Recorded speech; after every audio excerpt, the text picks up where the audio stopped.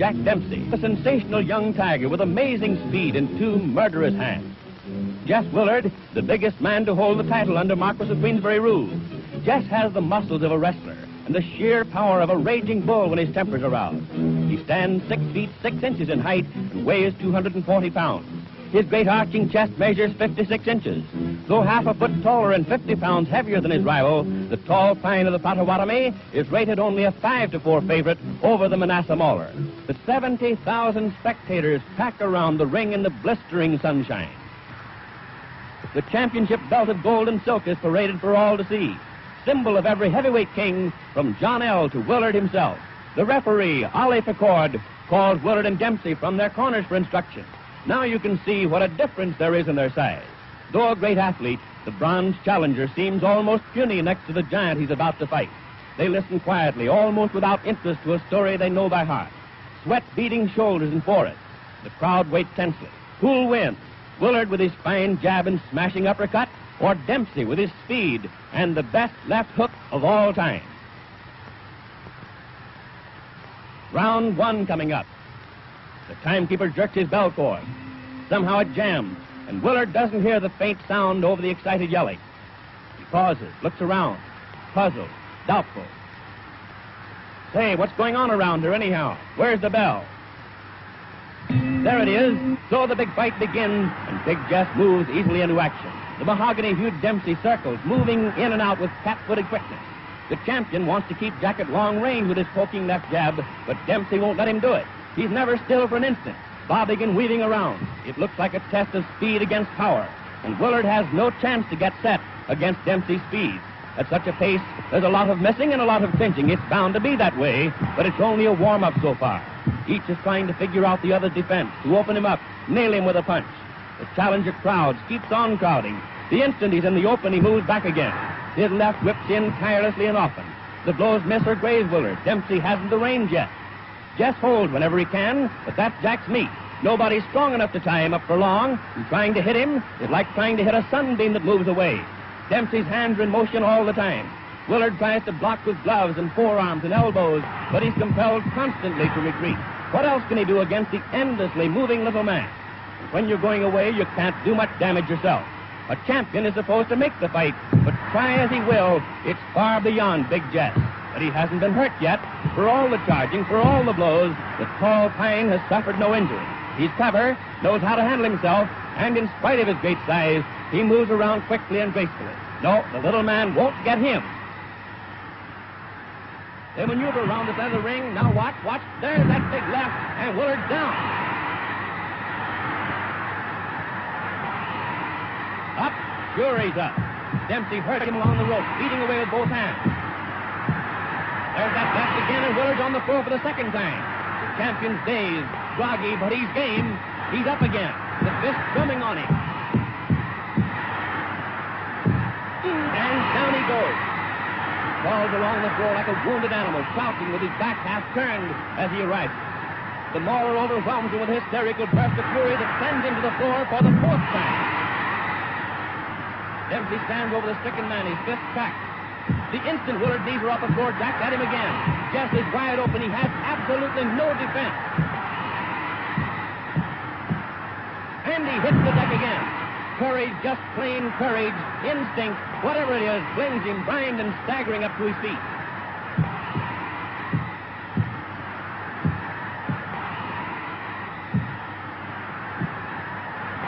Willard wheels around the ring, powerless, with Dempsey pumping right and left into him.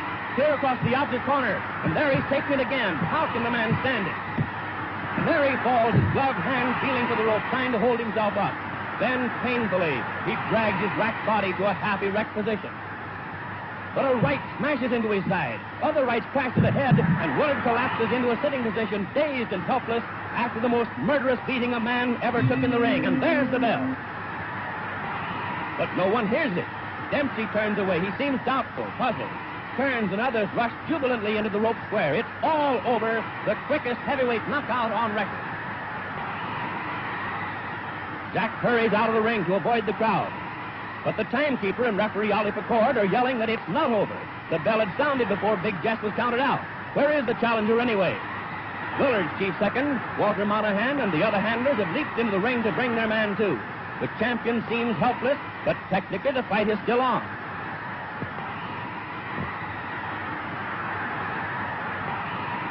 Doc turns, rushes to the rope. Jack, hey, Dempsey, come back, come back. 1-2, and the bell sounds again. Amazingly enough, Willard rises for the second round. Beaten as no man ever has been, he advances into Dempsey's raging fist. He jabs as though any jab could keep that tiger away from him. With all his wearied, broken body, Jess does his best to keep going. Why? It's no use, he hasn't a chance, but there's the tradition of all champions behind him. He has to fight even when he has nothing left to fight with. Jess may not have been a great champion, but no braver man ever laced on a pair of gloves. If he quit under punishment, no one would blame him. It's courage, nothing but magnificent courage that's holding him on his feet. No matter what he does, he can't get away from that tiger who's stalking him. His arms and legs are heavy with exhaustion. Salt sweat burns the gashes Dempsey's fists have opened. When Jack bores in and hits him, drives him around the ring, he can't muster enough strength for a dangerous punch in return.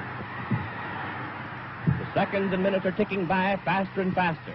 There isn't much time left in the round. If he's to get his KO before the bell rings, he'll have to do it in a hurry. But Willard's only thought is to protect himself, and weak and tired as he is, it's no cinch to get him set for the finishing punch, even when he's driven helplessly back against the rope.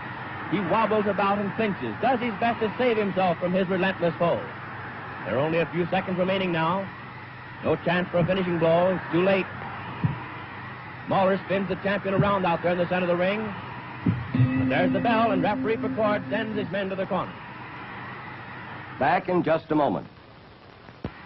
Round 3, and at the start of the third, there's no easing up in Dempsey's attack. His left hook still thunders. In the clinches, Willard is no longer strong enough to make even a pretense of blocking the uppercuts that shake and hurt him. Still, the clinches are the only sanctuary left him. Out in mid-ring, he's helpless.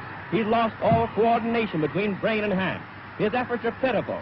He was big and good-looking and smiling when he came into the ring. Now he's a lurching, tottering wreck of a man. Dempsey beats at him, in the body, shifting his attack for a moment from that pitiful face. A new champion's being born here, born in the torrid heat among the yells of 70,000 spectators, born in blood and effort and pain. It's bad for Willard, taking the hammer blows of the ring's greatest puncher, but it's no picnic for the man who's winning either. His lungs strain, his heart beats in his throat, his arms are like lead, but still he carries on that deadly attack. He pours leather at the giant who should have gone down long ago, who would have gone down, but for the heart of a lion and the endurance of a buffalo. Even the spectators are beginning to flinch at the sight. This is no fight, it's a slaughter, a massacre. Big Jess has no more chance than a babe in arms. Look at the heavyweight champion of the world. His face is pounded almost to a pulp. His tired, dazed eyes peer through a mask of blood. It's dripped down over his body, stained his trunk, spotted his legs. Even Dempsey's smeared with the sanguinary fluid. Each time the Mauler goes into the clinch, he gets more of it. Why doesn't the referee stop it? Why? But Ollie Pickard comes from the old school. There's only one way for a champion to finish, they say, and that's on his back.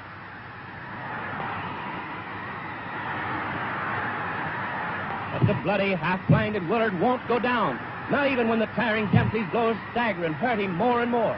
And again the seconds are running out. The round's nearly over. And the impossible has happened again. Big Jess has lasted through this another murderous round with this roaring Dempsey.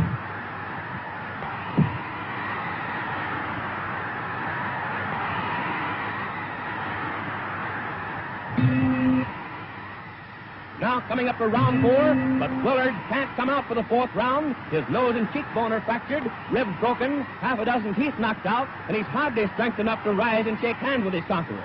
In this most unusual of fights, an idol has been born. Dempsey the Mauler. Unusual, every second of it. The bell failed to sound clearly at the start. The champion was knocked down 7 times in the 1st round. The challenger left the ring and had to be called back. Willard lost his title while sitting in his corner. Every minute is crammed with drama, as the ring is now with yelling, excited men. Dempsey's in everyone's minds and hearts. Dempsey the killer. Dempsey the champion.